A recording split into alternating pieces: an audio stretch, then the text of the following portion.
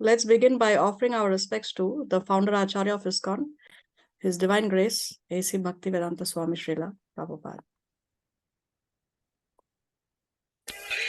Krishna Krishna Hare Hare Ram Ram Ram.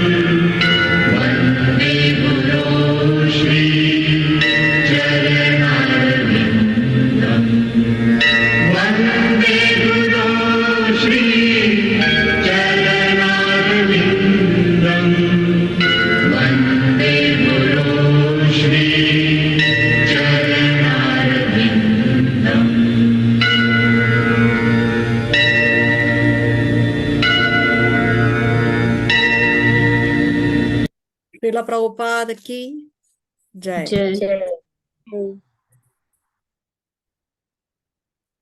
Om Ajnana Timirandasya Jnananjana Shalakaya Chakshurun Militam Yena Tasmai Shri Gurave Namaha. Nama Om Vishnu Padaya Krishna Presthaya Bhutale Srimate Bhaktivedanta Swamin Iti Namine. Namaste Saraswati Deve Gauravani Pracharine Nirvishesha Shunyavadi Paschatya Deshatarine. He Krishna, Karuna Sindhu, Dina Bandhu, Jagatpate, Gopesha, Gopika Kanta, Radha Kanta, Namostate. Tapta Kanchana Gaurangi, Radhe Vrindavaneshwari, Vrishabhanu Sute Devi, Pranamami Hari Priye. Vancha Kalpa Taruvyascha, Kripa Sindhu Vyaevacha, Paditanam Pavanebhyo, Vaishnavebhyo Namo Namaha. Jai Shri Krishna Chaitanya, Prabhu Nityananda, Shri Advaita Gadadhar, Shrivasati, Gaura Bhakta Vrinda.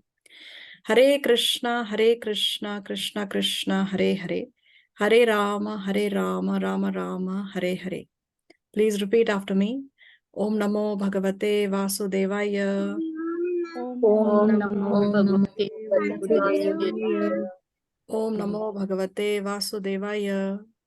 Om Namo Bhagavate Vasudevaya. Om Namo Bhagavate Vasudevaya. Om Namo Bhagavate Vasudevaya. Okay, so we welcome all of you to our weekly Bhagavad Gita class. Thank you. We have with us Auntie Nita, then we have Ritu Lalwani, we have Aja, Disha Jadwani, Disha Melwani, Divya Budrani, Karuna Jadwani, Manju, Pavani, Rajiv Kumar, Ranjit Das, Saket. Then we have Shri Harirada Vividasi, we have Varsha Menon, we have Meena Bharwani. Okay, so what did you see in the previous class? We talk about the body consists of 9 gates.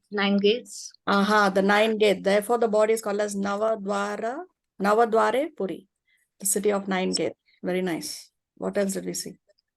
We talk about the Vibhu, the Supreme Lord is full of unlimited knowledge. Yes, the Supreme Lord is full of unlimited knowledge. Very nice. What else?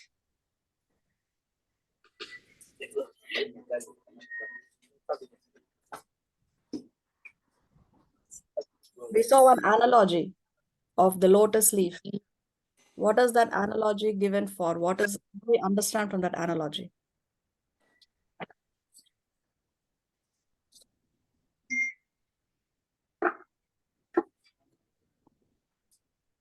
The lotus leaf analogy is given to explain what?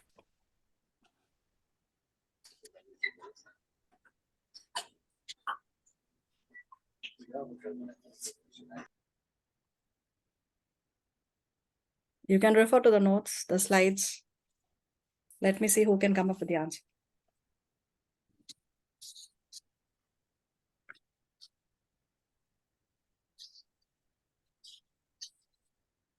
It's like the lotus leaf is in the pond, but it's unaffected by the water.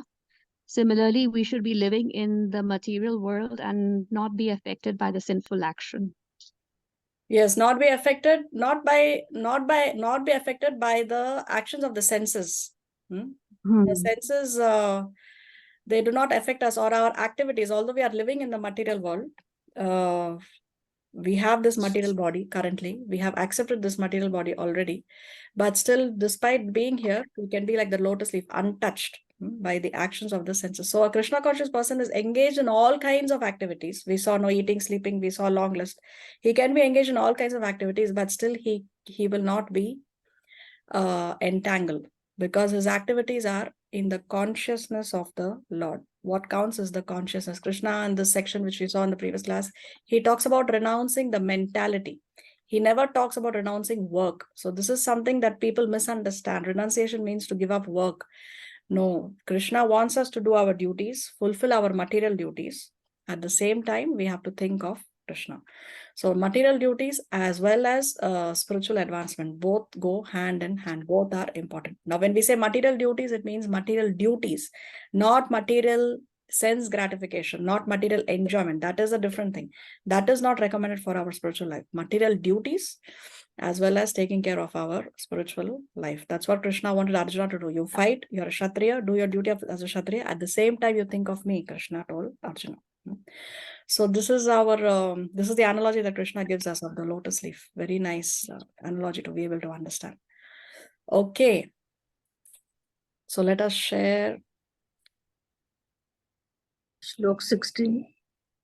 Yes. 1 second.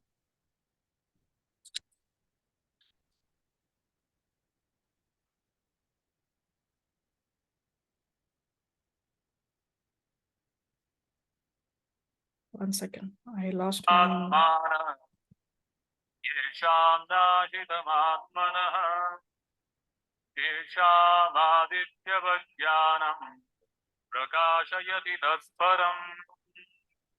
We have to start from 17, right? No, 16. We have to start from 16? Yes. Okay. Let's see.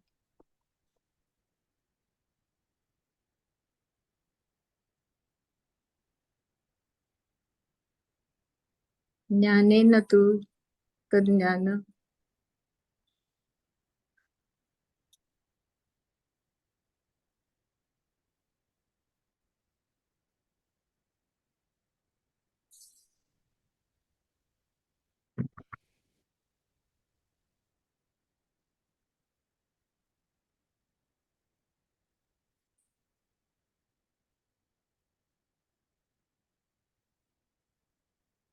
We did 16. We did 16. We finished the section. We saw the difference between the body, the soul and the super soul. Today we start from 17, section number 4. So anyway, in 16, Krishna spoke about achieving the state of perfect knowledge. Here in 17, Krishna is going to talk about after getting this knowledge, then what happens? Okay, so we'll start from here. Who can read today? I can read. Okay, thank you, Disha. Okay, so section 4, the subtitle Liberation by Focusing on the Super Soul. Let's hear the shloka. बुद्धयस्तदात्मानः तन्निष्ठास्तत्परायणाः गच्छन्त्य पुनरावृत्तिं ज्ञाननिर्धूतकल्मषाः. When one's intelligent, intelligence, mind, faith, and refuge are all fixed in the Supreme, then one becomes fully cleansed of misgivings through complete knowledge, and thus proceeds straight on the path of liberation. So once one attains the stage of perfect knowledge, then what does one do? Because one has this knowledge that one is not the body, one is spirit, soul, one is an eternal servant of the Lord, one has to serve, that is one's position. Then what happens? Then one fixes his mind, his intelligence, his faith in the Supreme, in the Lord. And because one does that, then one is becoming cleansed. No, there are two kinds of cleanliness. One is internal and one is external. External cleanliness we can maintain by having a bath and clean hygienic habits. But for internal cleanliness, we have to fix our mind, intelligence, faith, refuge in the Supreme. So when one does that, then one is fully cleansed of misgivings through complete knowledge. And because one is fully cleansed, one has purity, then one can proceed straight on the path of liberation, Krishna is saying. Because in the spiritual world, there is no space, there is no place for impurity. One has to be pure in order to enter the spiritual world. So once we attain the state of personal perfect knowledge, then we fix our mind, intelligence, etc. on the Supreme. And that leads to cleanliness, internal cleanliness. And that internal cleanliness leads to liberation. Let's go to 18. Vidya Vinaya Sampanne Brahmane Gavihastini Shuni Chaiva Shvapake Cha Pandita Samadarshinaha. The disturbance. 18. Are you there, Disha? Yeah, the audio did not play properly. That's why I wasn't sure where my cue was. Should I play it again? Were you all able to hear the shloka or no? Can you repeat again, please? Are you able to hear properly or there is disturbance? There is a disturbance. No, we didn't hear clearly. Only the first line we Please heard. play the shloka, the verse again. Okay. Ananirdhuta Kalmashaha Vidya Vinaya Sampanne Brahmane Gavihastini Shuni Chaiva Shvapake Cha Pandita Samadarshinaha. Pandita Samadarshani. Humble sages, by virtue of true knowledge, see with equal vision a learned and gentle Brahmana, a cow, an elephant, a dog, and a dog eater, outcast. See, here Krishna is talking about a very, very important concept. He is saying Pandita Sama Darshinaha. Sama Darshina means equal vision. Darshina, vision. So what does the Pandita, what does a sage, what does a devotee, how does he see people? So Krishna is saying that the humble sages, by virtue of true knowledge, because they have perfect knowledge, see with equal vision. What do they see with equal vision? A learned and a gentle Brahmana, a cow, an elephant, a dog, and a dog eater. So Krishna is not making any distinction between high caste and low caste. So see, usually dog eaters are considered low caste and the Brahmanas are considered high caste. But a devotee or the Lord does not make this distinction between high caste and low caste, so to speak, so-called high caste and low caste. And then he is mentioning three animals here, cow, elephant, and dog. Now, if you have to take these three animals and compare them, or you want to put them in under certain modes, there is one in the mode of goodness, one in the mode of passion, and one in the mode of ignorance. So which animal is in the mode of goodness and why? Cow. Why cow? Cow. Because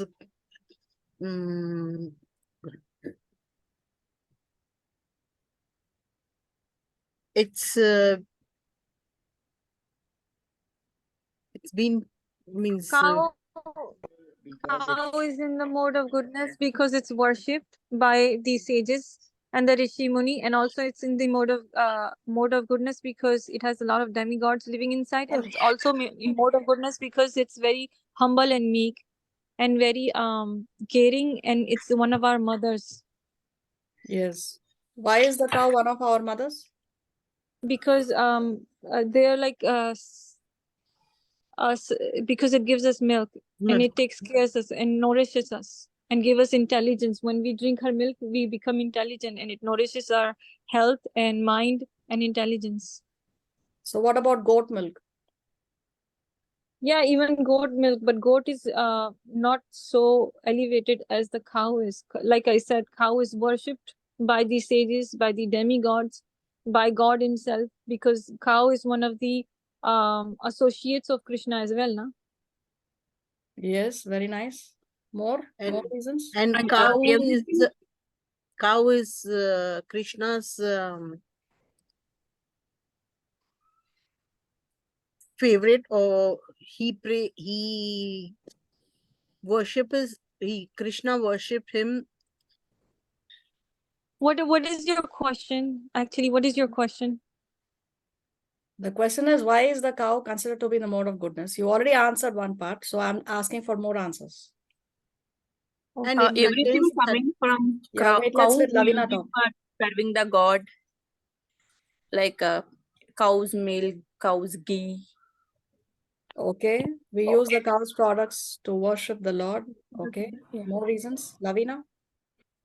it contains 33 devatas in 30 means that according to the books I have learned for scriptures, I know they say that the cow contains 33 crores of devatas in it. Yes, all the devatas are residing in the body of the cow. Very nice. More reasons. And, Also, every part of the cow is useful to humans. Every part of the cow is useful to humans. Very nice. Even the urine, the stool, everything. Even the urine and the stool of the cow is considered to be auspicious, isn't it? Prasad is even cooked on cow dung cakes, Cow dung. isn't it? So actually that even human beings are not allowed. Even human stool, even if we touch human stool, we are considered to be contaminated, right? If one is passing stool, then one has to have a bath before one can do any kind of devotional service or murti puja, deity worship, because one is considered to be in a contaminated state. But cow dung is used even for cooking the prasad of the Lord. So that is facility is not given even to human beings. And cow is the animal that is very, very meek, very humble, very docile. A cow will never attack another living entity. And cow is the only animal that gives excess milk more than what the calf requires, more than what the young one of the cow needs. The cow can give much more milk that is enough for the whole of humanity to subsist on. And from cow's milk, we can make so many products, no, like ghee, butter, and so many desserts we can make with that cow, that ghee and the butter, and so many other products we can make, yogurt. Which is sufficient for the whole of humanity. One cow can go up to 8 years, can give milk up to 8 years also on a single pregnancy. So cow is the only animal that can give more milk than what the calf requires. Then the cow's milk is the milk that is closest to mother's milk. In case the mother passes away, the child can live on the cow's milk because cow's milk is closest to mother's milk also. So like this, the cow is in the mode of goodness. Now, which animal is in the mode of passion? Tiger. No, from Tiger Gita, lion. the example that is Krishna is giving in this shloka. We are talking about this verse. In this verse, out of the three Dog eater. No. which animal? Elephant. Elephant, yes, elephant. Why? Because elephant is more in the passion because he has he's high tempered, and also because he is he does everything his mind is too much into activities. Okay, anybody else wants to try? Sense gratification. Sense gratification, okay. More reasons? Anybody else?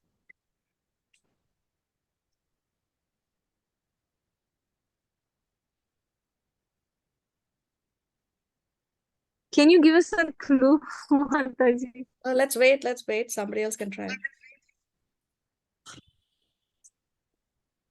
What about the strength and power and potency? Passion is all about that, no? Strength and power and Yeah, passion. also used in the wars also.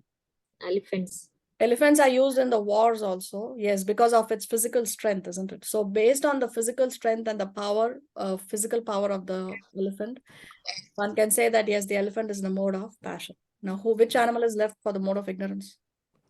Dog. Why? Dog. Because Dog and dog is in the mode of ignorance because he's very dull and lazy. Okay, more reasons? They try to reproduce on the streets. Okay. They do everything illicit and they fight. They're very No, what like is they're illicit? I mean, what? The elephants also are mating on the streets in the forest. They don't have a posh 5-star hotel. And what? Elephants, they don't get married and then they're they in have the They mode they of open they marriage. they do it without consent. yeah. They don't have any intelligence. Also, they are carnivores. Okay. They sleep most of the time. They sleep most of the time. Okay. And they What fight reason? most of the time, you know.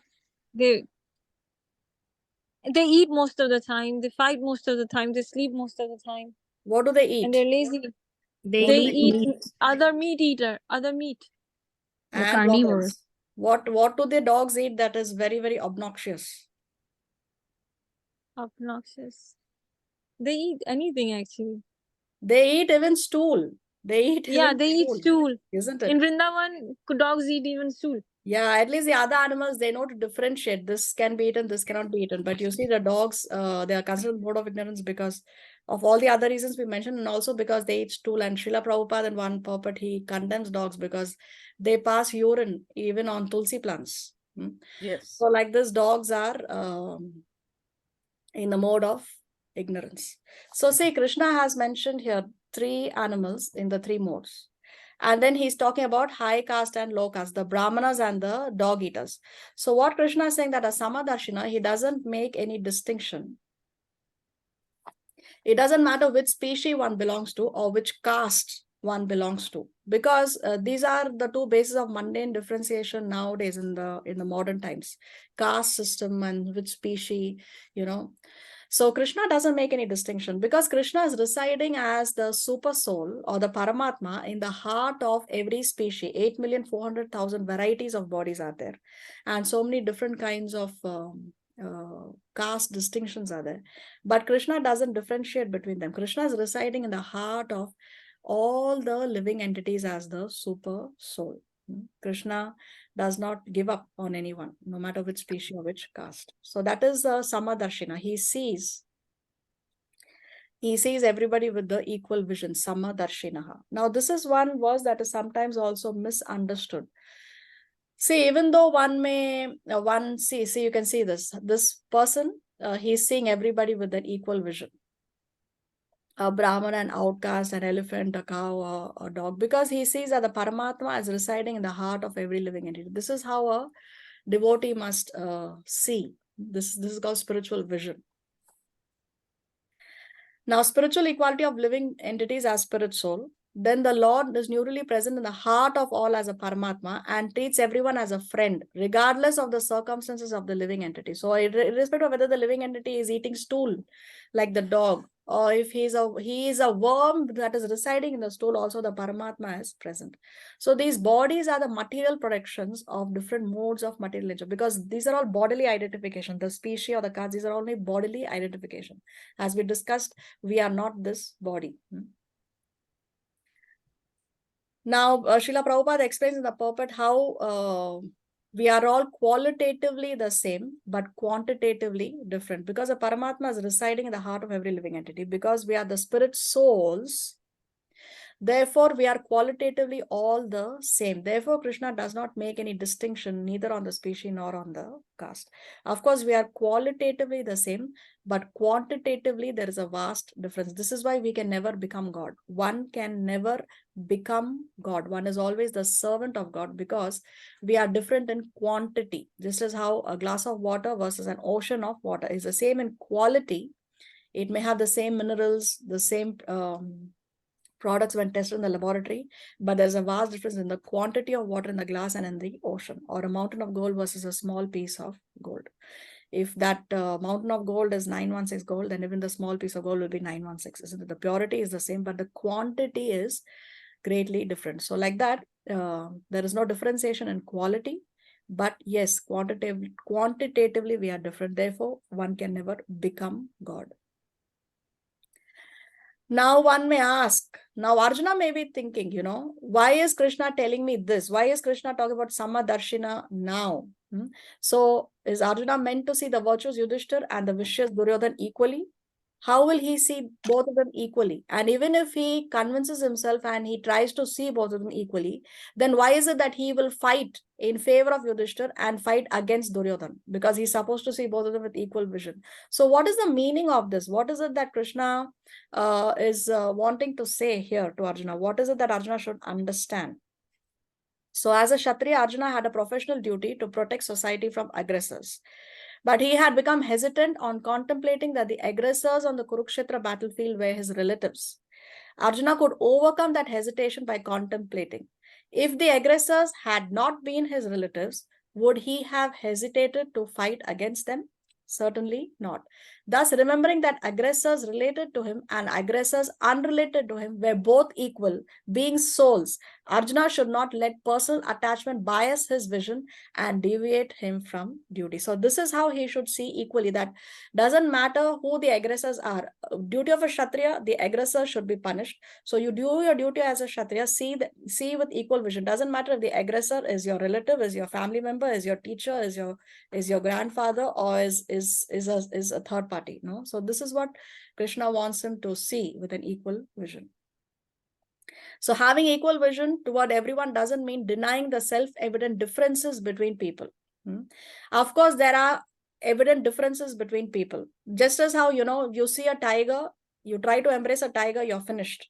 But when you see a cow, yes, you can go and embrace the cow. So we are not going to reciprocate equally with a tiger and with a cow. So just, Krishna says in the Bhagavad Gita that we have to see everyone with an equal vision. So I can embrace the cow, I can also embrace a tiger. No, that is foolishness. So having equal vision doesn't mean denying the self-evident differences between people. It means not letting those differences affect us so much emotionally that we can't do our duty responsibly. Now, does spiritual equality imply absolute equality? When we say everyone as spiritually equal, we no longer label people based on their externals, such as nationality, ethnicity, race, or religion.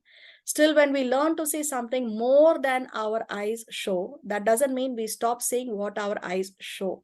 That people have real and consequential differences at behavioral, emotional, and ethical levels. So spiritual equality means we see more than what the eyes are showing us, but that doesn't mean we ignore what the eyes are already showing us. Does equality of vision imply equality of action? If it did, then that would make Arjuna's social role as a Kshatriya redundant. If both the attacker and the attacked are to be treated equally, then why punish the attacker and protect the attacked? Can the king say that, okay, I see everybody with an equal vision, but somebody has committed a crime in the kingdom, so therefore he will not be punished. So because I have to treat everyone equally. No, that's not the understanding of this shloka. Actually, failing to differentiate between the attacker and the attacked would disrupt and destroy dharma. It would create a chaos in the society. When we say everyone's spiritual equality, we are meant to act in a way that helps everyone actualize their spiritual potential. So spiritual equality or equality of vision means actualize everyone's spiritual potential. This is why Krishna killed the demons and protected the devotees. Because if the demons continue to live, what they are going to do, they will only commit more and more crime, more and more sinful activities. They will be more and more offensive, and they will end up being more entangled in this material world. right? So Krishna is actually benefiting the demons by killing them. And he's benefiting the devotees by protecting them. Hence, Arjuna needs to stop the vicious like Duryodhana and assist the virtuous like Yudhishthira. So, equality of vision means we act in such a way that one can actualize the spiritual potential of the other living entities. Thus, spiritual knowledge is meant to change the basis of our interactions with others. We are no longer driven by our own biases. Instead, we act by considering everyone's spiritual welfare. One sentence summary. Seeing everyone's spiritual equality is meant to expand our vision beyond our material biases. It is not meant to make us materially blind. Let's go to 19. इहैव तैर्जितः सर्गो येषां साम्ये स्थितं मनः निर्दोषं हि समं ब्रह्म तस्माद् ब्रह्मणि ते स्थिताः. Those whose minds are established in sameness and equanimity have already conquered the conditions of birth and death. They are flawless like Brahman, and thus they are already situated in Brahman. So here in this section, for the next few verses, Krishna is going to talk about the symptoms of a self-realized soul. Here Krishna is talking about equanimity of the mind. One whose minds are established in sameness and equanimity, they have already conquered the conditions of birth and death. So if one has equanimity of the mind, then one has already conquered the cycle of birth and death. Such people are flawless like Brahman. Here Brahman means the Supreme Lord. This word Brahman has many meanings, so one should not get confused. Here Brahman means the Supreme Lord. So they are flawless, they are faultless. Who? The devotees who have equanimity of the mind. They are completely flawless like the Supreme Lord. Now the Lord is flawless. The Lord does not make any mistakes. He is perfect. So the Lord is perfect, and when one has equanimity of the mind, then he is also flawless. He is also faultless. He is also perfect. And they are already situated in the Brahman. They are already situated with the Lord. As we have discussed previously in so many classes, that just because one is in the material world does not mean that one is not on the liberated platform. Being in the material world, one can already be on the liberated platform. That's why we cannot see everyone equally. We cannot say that, oh, Vyasadeva also was only a human being, so he was biased and he wrote all the Shastra. But why should we accept Vyasadeva as authority? Because he was also only a human being. This comes up a lot in debates, and people come up with this question. But we have to understand that one can be already on the liberated platform, even though one externally seemingly has a material body. The essence of liberation is not transportation, but transformation. So as we discussed, the geographical location does not matter. One can be in the material world and also be on the liberated platform if one has already undergone a transformation of the heart. So liberation is not necessarily only transportation. You have to physically or geographically be located in the spiritual world. You can be located here, but if you have undergone transformation, then one is already on the liberated platform.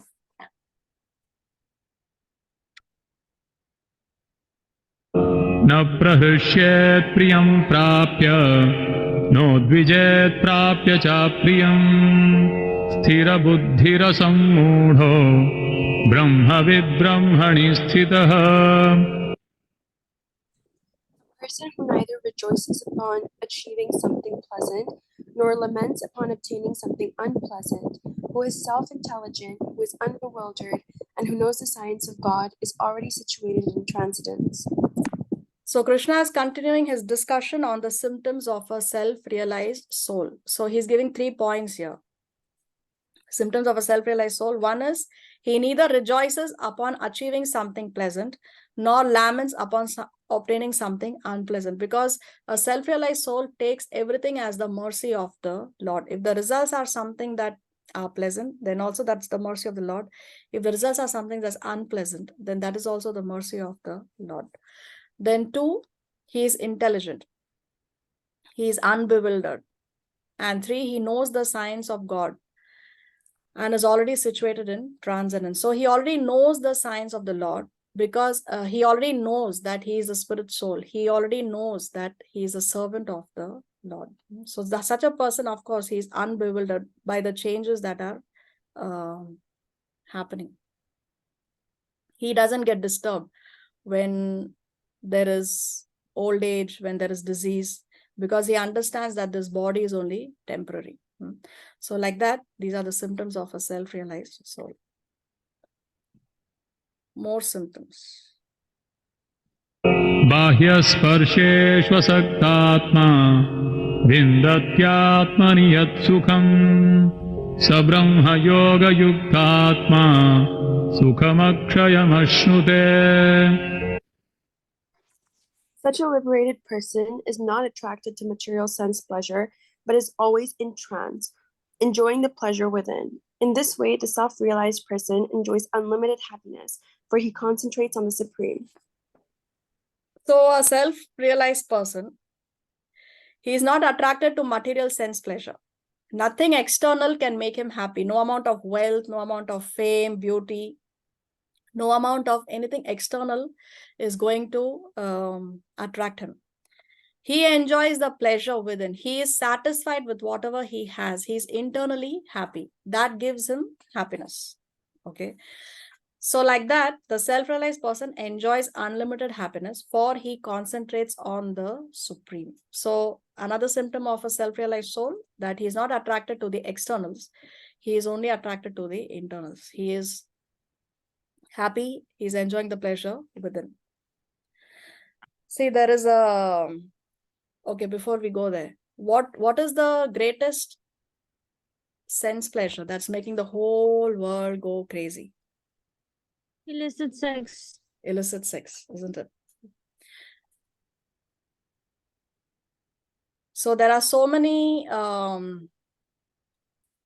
advertisements and so many products in the market by which one can enjoy those sexual relationships better, how to better the experience. There are so many books being written, and it's driving the whole world crazy.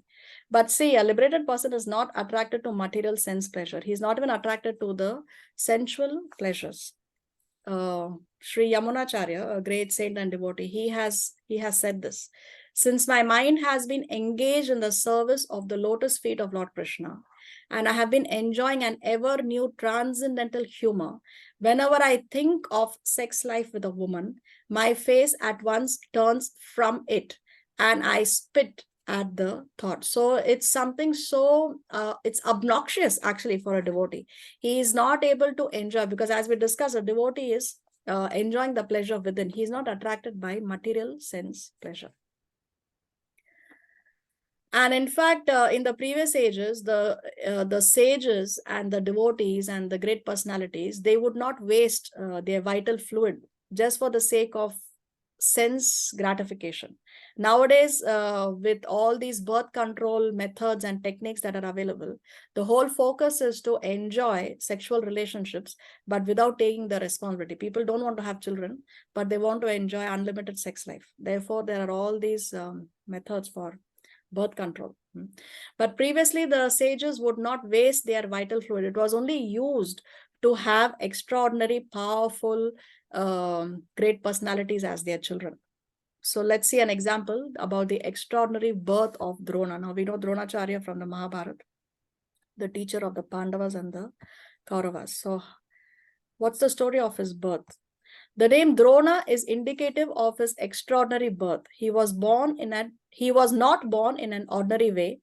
The most people, when they are born, they have to go into the mother's womb and suffer in the mother's womb, and then the soul gets a body. But Drona is born from a great sage and also is born in an extraordinary way. His father was Bharadwaj. Once Bharadwaj, along with several other sages, had gone to the Ganges. While they were bathing, Bharadwaj was bathing at a distance from the other sages, and there he saw a celestial damsel or an apsara called Gritachi. She was so attractive looking that his reproductive seed emerged. And for a great sage, the reproductive energy itself is very powerful. And he had no desire to give up his renounced order. It is just a slip that happened. But even in such a slip, because he had for a long time practiced austerity and conserved his energy. When that seed came out, that seed itself had extraordinary power. He collected it in a drona and kept it. Drona is like a pot or a container. Drona is a container made of natural elements like leaves and other things. Often, small helpings of food are served in the drone. From that drona, soon Dronacharya appeared. That's why his name is Dronacharya, because he has come from that pot. He has come from that container. So this is the extraordinary birth of Dronacharya. So you see how his father did not want to waste even the vital fluid that came out by mistake. It was like accidental, and that also he stored. So previously the sages would not waste their vital fluids just for the sake of sense gratification. But nowadays that's not what is going on, because people are lacking the proper knowledge because they are so much into sense gratification. See, Ayurveda says that it takes 80 drops of semen. I'm sorry, it takes 80 drops of blood to make 1 drop of semen. That much of blood is used. And if one is wasting the vital fluid unnecessarily, then what happens? It affects the strength, it affects the vitality, it affects your health, and it also makes you age faster. It makes you age faster. One looks older than one's real age is if one is wasting the vital fluid.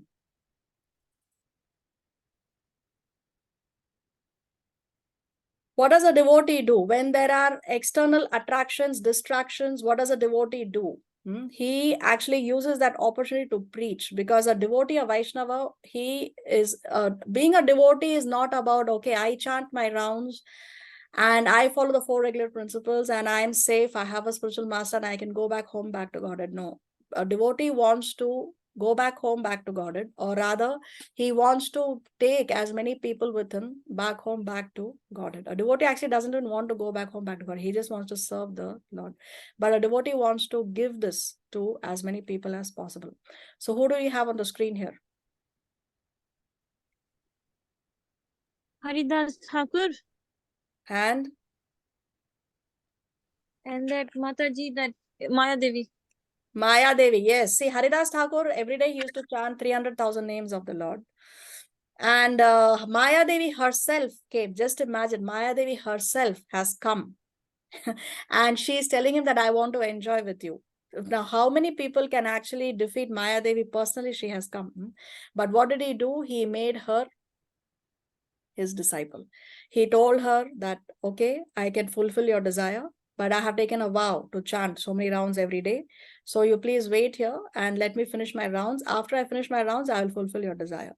So then by the time he finished his rounds, it was already morning time. And then he said that, I'm sorry, it was not possible today, probably tonight. So you come back tonight. And then again, he told her the same thing. So this happened for 3 consecutive nights. And then just by hearing, she surrendered. So this is a Vaishnava. See, and then at the time of Haridas Thakur, there were Muslim rulers. There was a Muslim ruler in the land, and he did not like that Haridas Thakur is chanting the holy name. Actually, Haridas Thakur himself was born in a Muslim family, but he had become a stalwart Vaishnava by his spiritual practices. So what did he say? He says, even if you cut my body into pieces, these are the guards of the ruler. So he said, even if you cut my body into pieces and I give up my life, I will never stop chanting Lord Hari's holy name. So because the devotee is internally satisfied, internally very, very happy, nothing external can distract him. Let's go to 22. Ye hi samsparshaja bhoga dukkhayonayo evate adyantavantah kaunteya nateshu ramate buddha. An intelligent person does not take part in the sources of misery, which are due to contact with the material senses. O son of Kunti, such pleasures have a beginning and an end, and so the wise man does not delight in them. So what is intelligence? Intelligence is do not take part in the sources of misery. So here Krishna is establishing a principle. He's saying that engaging in sense gratification is equal to misery. It will only bring you misery. This is one equation that Krishna is establishing here. Okay. So he's saying, do not take part in the sources of misery, which are due to the contact with the material senses. Then he says, "Oh son of Kunti, why does material sense gratification bring misery? Because Krishna is saying such pleasures have a beginning and an end. They will it will come to an end, right? It's not this pleasure is not something that is always going to last forever. It will only last for few seconds or a few minutes at best. But how long is it going to last? Because they have a beginning and an end, therefore ultimately they bring only misery. But when we engage in spirituality, then we can stay high forever. That is something that puts you on a higher plane, and you can be blissful and happy and in pleasure eternally, in this life also, and in the future life also, in the spiritual world also, even in the hellish planets. If one is in the right consciousness, then one can be happy even in the hellish condition of life. So see, people would take drugs. When Prabhupada was in America, and actually he landed right in the middle of this hippie movement, where the hippies were into taking drugs and into all kinds of sense gratificatory activities. But then Prabhupada told them that this Krishna consciousness will make you stay high forever. When one takes drugs, it can make you stay high for a certain period of time. But Krishna consciousness will help you stay high forever. So therefore, that is not a source of misery. So be restrained to avoid being strained. See, usually nowadays people say, I don't want any restrictions. I want to do what I feel like doing. I'm free to do whatever I want. I do not like restrictions. But here Krishna says that yes, we have to restrain our senses so that we don't strain ourselves. That is intelligence. See the pleasure that ends in trouble as trouble. Don't see it as pleasure. If that sense gratification is giving you trouble, then you see it as a trouble. You see it as a warning signal. Don't see it as pleasure. Why should we long for a pleasure that never stays for long? Why long for a pleasure that never stays for long? Seek more than sense pleasure, not more sense pleasure. What is more than sense pleasure? That is Krishna consciousness. Sensual pleasure ends, but it does not end with pleasure. It will only bring misery. It will only bring distress. It will only bring stress. Let's go to the next shloka. Shaknoti haiva yassodham rakshariira vimokshana kama krodhodbhavam gegam sayuktasya sukhi naraha. Before giving up this present body, if one is able to tolerate the urges of the material senses and check the force of desire and anger, he is well situated and is happy in this world. See, in the previous verse, Krishna spoke about tolerating the urges of the senses, and he said that you have to do it because it will bring misery. And now here he's saying, what is it that you get by tolerating the urges of the senses? So what is Krishna saying? It will make you happy. As simple as that. Sukhi naraha. It will make the human beings. It will make you happy. It will make you sukhi. Now, question. Okay, before that, Krishna is talking about tolerating the urges of the material senses. So here in the Nectar of Instruction, or the Upadeshamrita, which is a book written by Sri Rupa Goswami. Rupa Goswami was a direct disciple of Sri Chaitanya Mahaprabhu, who is none other than Krishna himself, right? So he wrote this Nectar of Instruction on the instruction of Chaitanya Mahaprabhu. And in the very first verse, Sri Rupa Goswami is talking about the 6 urges. What are the 6 urges? Vacho Vegam. What is Vacho Vegam? The urge of speaking, the urge to speak. Then Manasa, the mind's demands. Then Krodha Vegam. Krodha is actions of anger. Then Jiva Vegam, the urges of the tongue. Then Udaro. Udaro means belly. That's why we say Damodar. No, Damodar. The name Damodar is the Lord who is tied by the waist. So Udara means actually waist or belly, and Pashta is the genitals. So these are the 6 urges. And if one can tolerate these 6 urges, Sri Rupa Goswami explains in the Sri Upadeshamrita, such a person is qualified to make disciples all over the world. Such a person can become a spiritual master. Such a person can become a guru. So these are the 6 urges that one needs to tolerate. Forces of speech, anger, mind, tongue, stomach, and genitals. Which is the most difficult? The tongue. The tongue. What are the 2 functions the tongue does? It tastes food and it talks.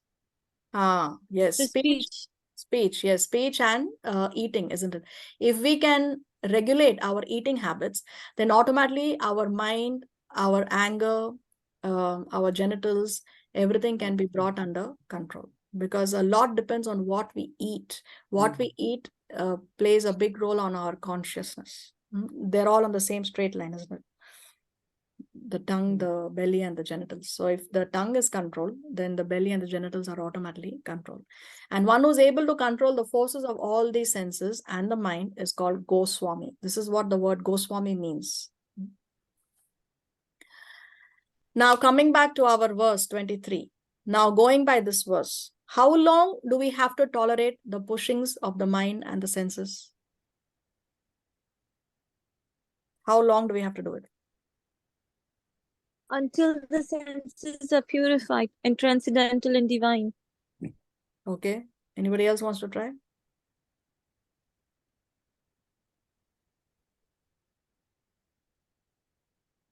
Going by the shloka, going by what the shloka says.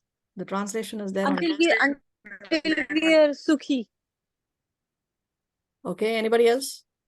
Until all Until these we 6 die. urges are controlled. Barsha, what are you saying? Until we die. Until we die. Where does it say that here? Because it We can't says see the here, fruit. before giving up this present body, which means up till the point of death, which means throughout our lifetime, this battle is going to be there. This, because Maya Devi, she is not going to give up. She is the perfect servant. She does her service to perfection. Her service is to test us, isn't it? Her service is to test the sincerity of the living entities. How far are you determined? Do you really want what you want? Because externally we may say so many things. Oh yes, I want to go to the spiritual world. Oh yes, I want to serve the Lord. Oh yes, I want to be the servant of Guru and Krishna. But how much do we really, how determined are we to actually get that? That is what Maya Devi tests, isn't it? So she is not going to give up. So up till the point of death, we have to tolerate the urges of the material senses and body. Does Maya give up? We just said that no, she is never going to give up. One day, do we wake up liberated, free from impediments caused by the mind and senses? So do we actually get up one day and says, okay, today I'm completely purified, I'm completely free from any impurities, any impediments? Does that happen? No. No. Okay, so this is what the verse is saying, that sense attraction must be tolerated till death. So this battle, this war against Maya is going to continue till we die. Therefore, to remain in Krishna consciousness, to remain or to follow any sadhana, any spirituality, we need to be very, very determined, and we need to have a lot of faith. Determination and faith. These are 2 very, very important qualities. Otherwise, we will lose the battle with Maya. Surrender to Krishna is difficult, but surrender to the body is doomed. One may say that, oh, I don't want to, how can I tolerate these 6 urges? I'm not able to tolerate. It's very difficult, very hard.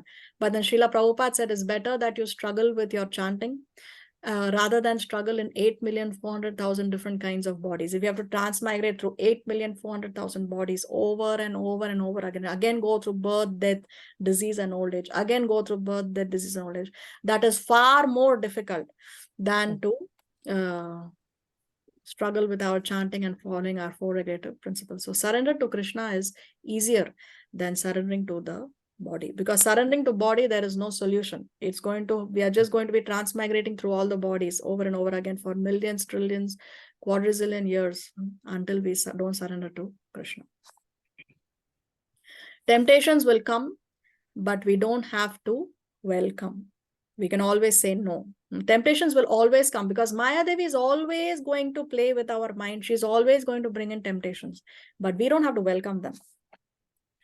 Even if we can't stop feeling sensual urges, we can stop feeding sensual urges. Maybe we cannot control our feelings. We say, okay, we have these feelings, but at least you can stop feeding it. Don't give the mind what it wants you. Don't give the senses what the senses want from you. Stop feeding them.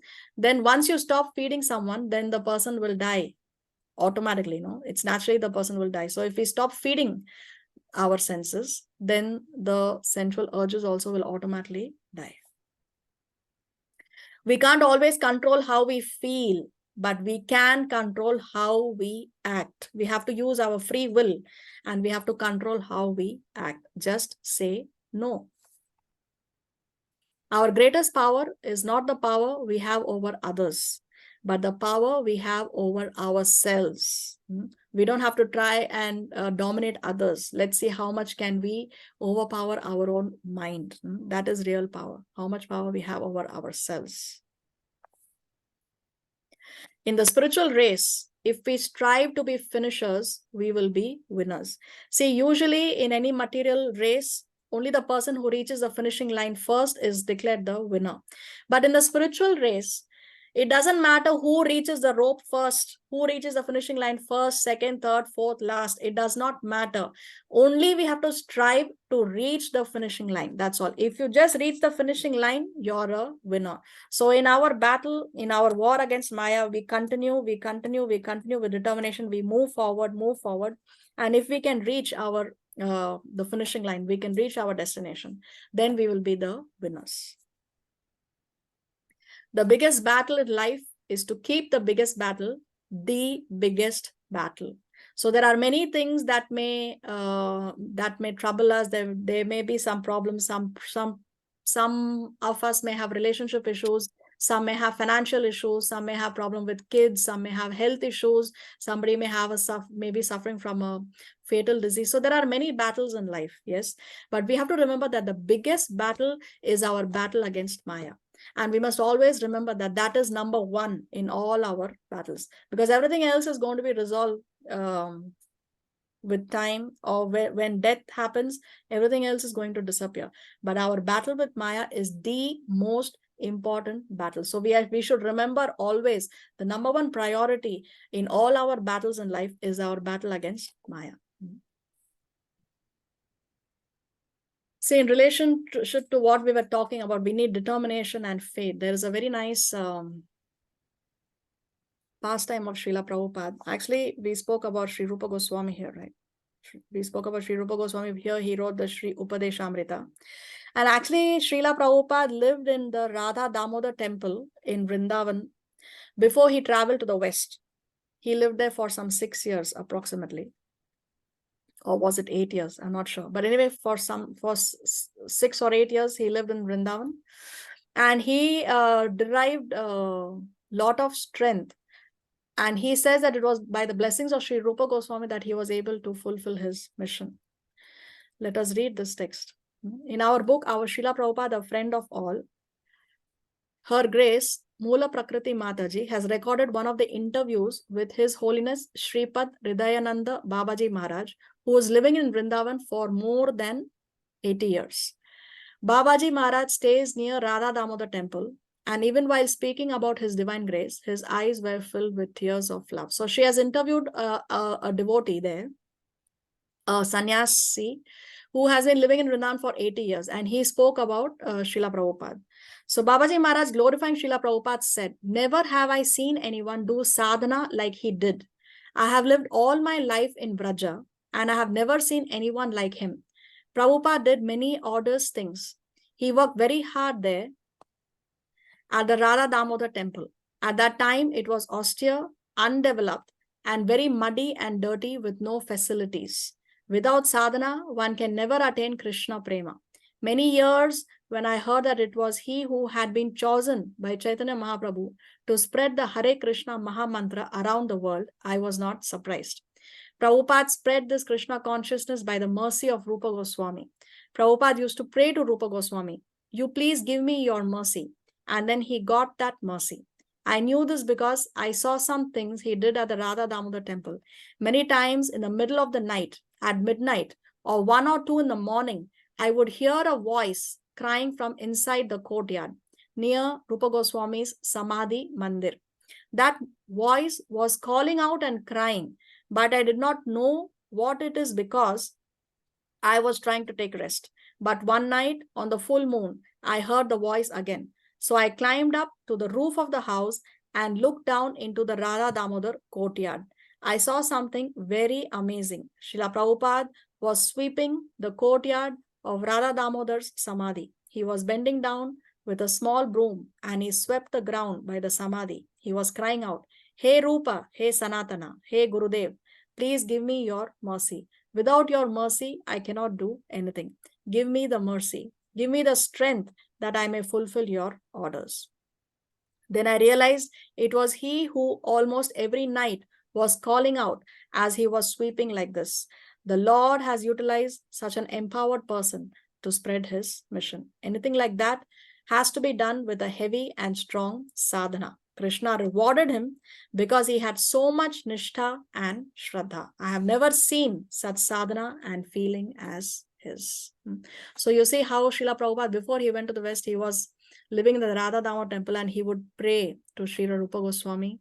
Srila Rupa Goswami Samadhi is in this Radha Damodar temple. If you visit Vrindavan, then you must go and visit this Sri Radha Damodar temple. It has the Samadhis of Rupa Goswami and also the author of the Chaitanya Charitamrita and many other Vaishnava saints. Their Samadhis are there.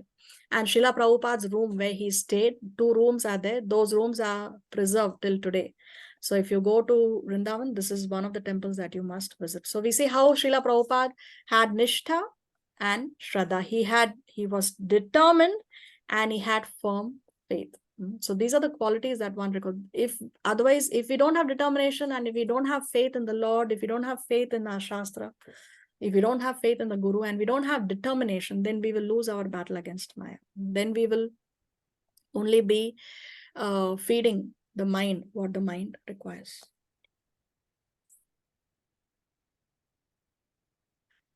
Let's go to 24. योऽन्तः सुखोऽन्तरारामः तथान्तर्ज्योतिरेव यः स योगी ब्रह्मनिर्वाणं ब्रह्मभूतोऽधिगच्छति. One whose happiness is within, who is active and rejoices within, and whose aim is inward, is actually the perfect mystic. He is liberated in the Supreme and ultimately attains the Supreme. So here Krishna is explaining the pleasure of spiritual realization.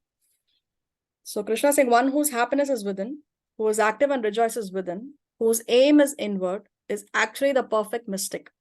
He is liberated in the Supreme and ultimately he attains the Supreme. So as we discussed, he is happy and satisfied with what he has. He is happy internally. Nothing external, nothing outward is going to give him that happiness. And because of that, ultimately he attains the Supreme.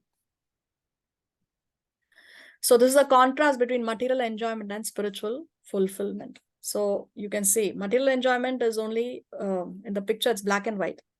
But the real enjoyment is in the spiritual world. Here see, the material world is a perverted reflection of the spiritual world.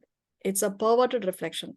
So we think we are enjoying, but actually we are not enjoying. When we engage in sense gratification and we get those temporary pleasures, we think, oh, this is great, this is fantastic, this is so wonderful. But very soon it brings us only distress. So therefore, we understand that the material pleasures are only temporary and they bring distress, while the spiritual pleasure is something that is eternal. It lasts forever. So the real happiness is in the spiritual world. What we think is happiness here is not really happiness. That's why we say that Krishna also says that this material world is a perverted reflection of the spiritual world. The real thing is there. Here it's only a perverted reflection. Materialism centers on gaining, while spirituality centers on regaining. We want to regain what we have forgotten, what we have lost. We want to regain our our real identity and go back to where the original home is. 25. Labhante Brahma Nirvanam Rishaya Kshinakαλmashaha Chinnadvaidhayatatmanaha Sarvabhutahite rataha. Those who are beyond the dualities that arise from doubts, whose minds are engaged within, who are always busy working for the welfare of all living beings, and who are free from all sins, achieve liberation in the Supreme. So here Krishna is giving 4 more symptoms. What are they? Oh, sorry. 1 is beyond dualities. 2, the minds are engaged within. 3, always busy working for the welfare of all the living entities. And 4, free from all the sins. So when a self-realized soul has these 4 symptoms. Now, there are 2 main things that Krishna is focusing on here. Mind is engaged from within. So he's talking about, yes, internally one is satisfied, but externally one has to work for the welfare of all the living beings. So as we discussed, Krishna conscious is not about, okay, I do what I have to do, my chanting my 16 rounds and follow 4 regulatory principles. No, we have to also engage in the welfare of the other living entities. Now, when Krishna talks about welfare of all living beings, what is the highest welfare work?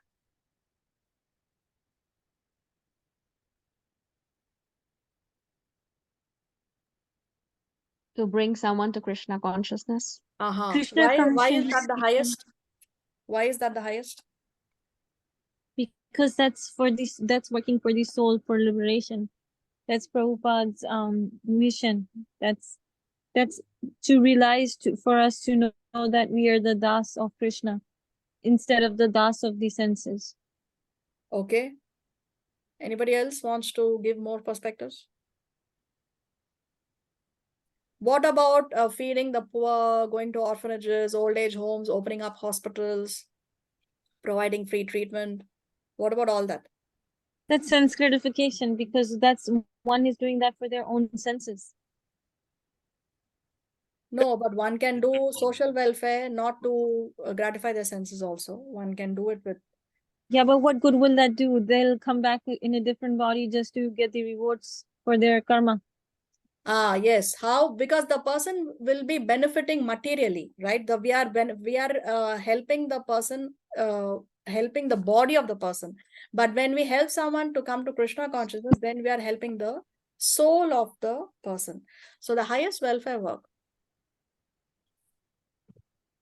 is to revive the forgetfulness of Krishna, being the supreme enjoyer, proprietor, and well-wisher. When we revive the lost relationship with the Lord, then that is the highest welfare work we can do. If we see a lost child on the road and we bring the child home, give it good food, help the child have a nice bath, nice clothes, fine, good enough. But then if we help the child find his lost father, then that was what is going to make the child the happiest, isn't it? So that is the greatest work we can do. So therefore, the highest welfare work is actually to revive the forgetfulness of Krishna. What is the imperfect understanding of welfare activities? Physical welfare or temporary relief of external body and mind. So this we think is welfare activity, but actually it is not welfare activity, because see, if we are opening up a hospital and people are coming, taking treatment, they are cured of the disease and they leave the hospital, but they live the rest of their life again in sense gratification, again in the mode of passion, again in the mode of ignorance, then what is the use? That is actually not a welfare activity. It's not good for our own welfare. Also, it is not good for the welfare of the person who came to the hospital. So physical welfare or temporary relief of external body and mind is not the correct understanding of welfare activities. We will only get more entangled. Why is it imperfect? Because the real cause of one's difficulties is forgetfulness of one's relationship with the Supreme Lord. That is the real cause of our difficulties, not anything else. Because even if we open a hospital and people take treatment and go, but sooner or later, the person is again going to get a disease. Anyway, the person is going to die, isn't it? Now, the more we are responsible for others, the more we need to be responsible for ourselves. See here, because Krishna is talking about, he's talking about two things: engaging your mind from within and then welfare of all living beings. So sometimes what happens is people say that devotees, they spend too much time on their own sadhana, too many hours chanting and reading. Why don't you actually spend that time in the using that time for welfare of all the living entities? So we have to understand that when we are responsible for others, we are also responsible for ourselves. In fact, we are more responsible for ourselves, because if we cannot save ourselves, then how can we save somebody else? Just like doctors. If the doctors, now we had this COVID pandemic, isn't it? The doctors who went and treated the patients, they themselves had to be vaccinated. If they are not vaccinated, how can they go and give the treatment to the others? Then they will also get infected. Then they will not... they will also get diseased, probably cause death also. And then how are they going to do their duties? How are they going to treat the patients if they themselves are in a diseased condition? So we should not be like doctors who give medicines to others, to everyone except themselves. We have to take care of ourselves more, and then we become responsible for the others. We should not make the mistake of, oh, we do so much welfare work, we do so much preaching, that we don't have time for our own personal sadhana. 26. कामक्रोधविमुक्तानां यतीनां यतचेतसां अभितो ब्रह्मनिर्वाणं वर्तते विदितात्मनाम्.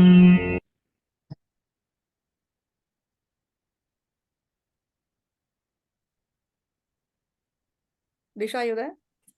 Those who are free. Yeah, it just paused. It just stopped playing.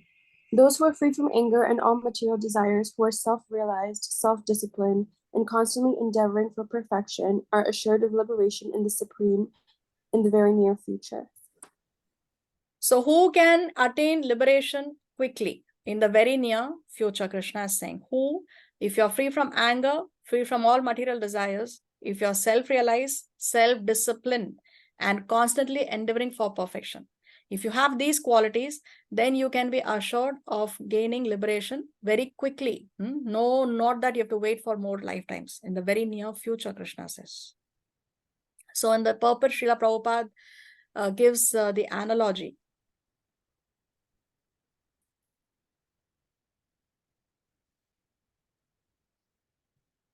of the tortoise, the fish, and the bird.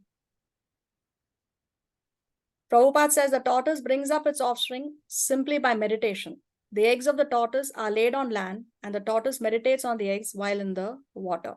The fish brings up its offspring simply by looking at them. Birds maintain their offspring by touching. So the birds, they sit on the eggs, they hatch the eggs, and that's how the eggs are hatched and the offspring comes into existence, right? The tortoise also, it lays its it lays its eggs, and then the tortoise just leaves. But the tortoise is meditating on the eggs, or here meditation means he's thinking, it's there on his mind. Yes. So like that, the devotee also, although he's far away from the Lord's abode, he can elevate himself by thinking of the Lord constantly, by engaging in Krishna consciousness. So this analogy of the tortoise, fish, and bird, Srila Prabhupada gives in the purport. Here is a summarized theme of the characteristics of a liberated karma yogi, or one who's on the liberated platform. You can read this summary when I share the slides in the group. Let's go to the last section. I'm sorry, the second last section. स्पर्शान् कृत्वा बहिर्बाह्यां चक्षुश्चैवान्तरे भ्रुवोः प्राणापानौ समौ कृत्वा नासाभ्यन्तरचारिणौ यतेन्द्रियमनो बुद्धिर्मुनिर्मोक्षपरायणः विगतेच्छाभयक्रोधो यः सदा मुक्त एव सः.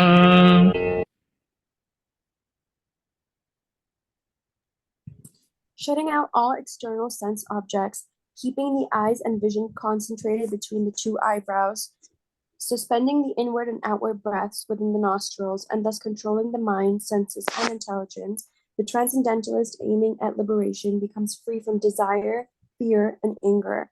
One who is always in this state is certainly liberated.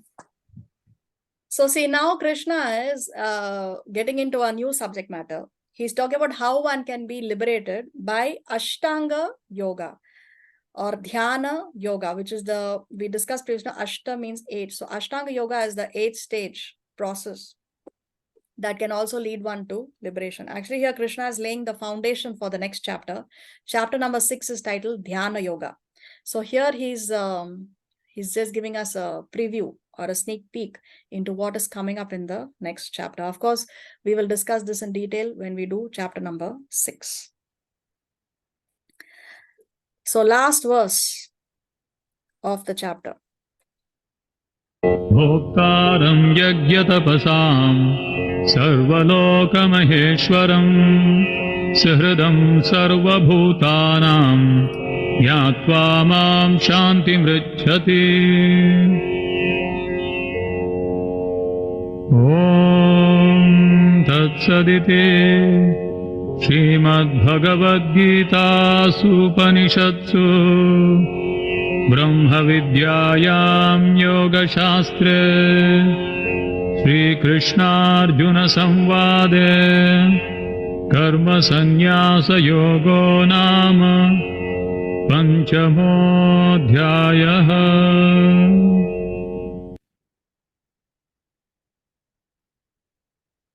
A person in full consciousness of me, knowing me to be the ultimate beneficiary of all sacrifices and austerities, the supreme lord of all planets and demigods, and the benefactor and well-wisher of all living entities, attains peace from the pangs of material miseries.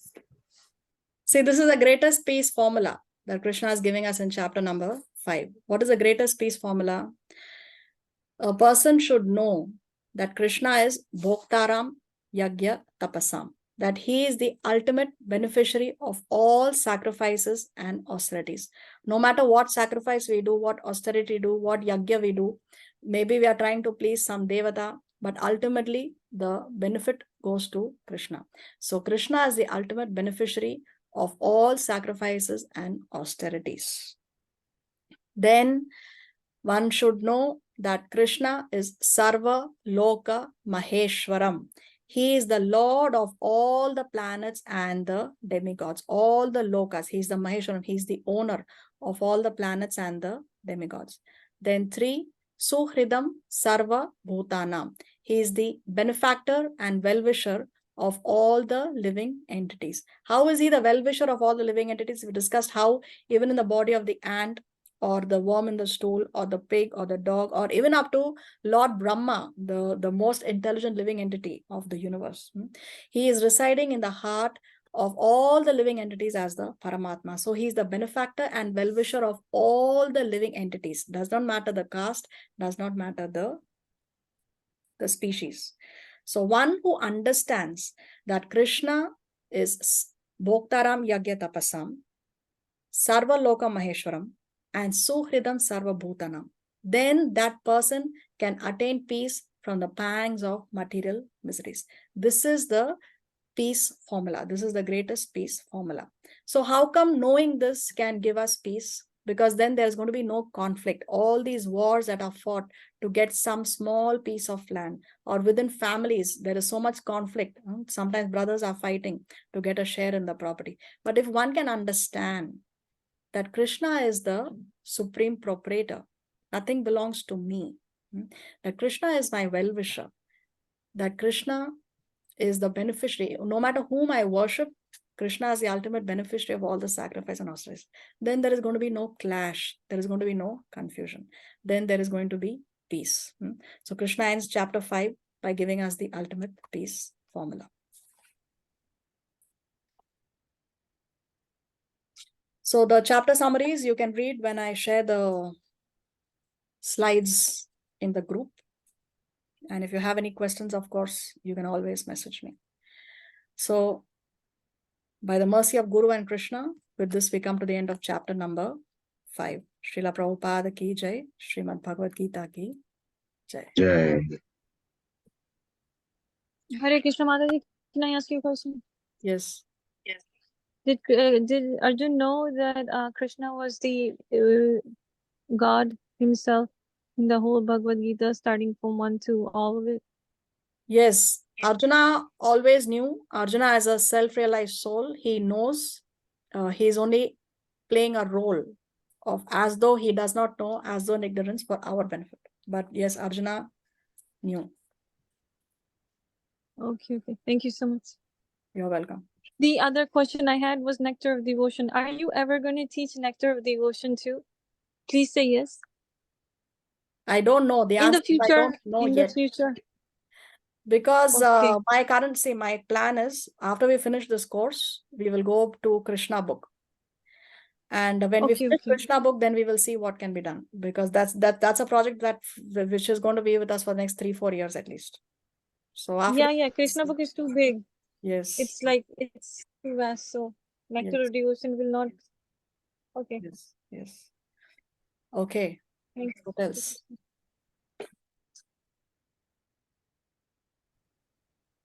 Anything else anybody has to say? Comments, questions? Waiting for the result of chapter 4. Oh yes, Monday, when the date, 12 midnight my time, Chile time, when the formatives closes, then you can access your answer paper, see your marks. Okay. Thank you. And also chapter 5 is already shared in the group. Yes. You have less than 2 weeks, some 10 days or so, before you can submit chapter number 5. Okay. And thank you for the chapter 5 revision and initiation today. It was really great. I really enjoyed it. Thank you. Thank you for joining. Okay. Anything else? Hare Mataji, मैं नीलम बोल रही हूँ. Hare Krishna, Neelam Mataji, how are you doing? I'm doing okay. My husband is still in hospital. So I got a chance to listen to your course today. I really enjoyed it. Thank you for joining, Mataji. And we are all praying for your husband. Thank you so much. Thank you so much. Thank you. Thank Hare you. Om. Hare Krishna. Hare Krishna. We all pray. Krishna. Pardon?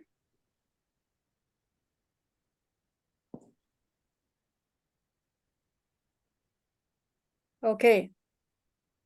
All right then. So see you all next week, if Krishna so sanctions. We will begin chapter number 6. And when we finish chapter 6, then we come to the end of the first section of the Bhagavad Gita. Remember, we said Bhagavad Gita is divided into 3 sections: first 6, middle 6, and last 6. So when we finish chapter 6, now we are nearing the end of the first section of the Bhagavad Gita.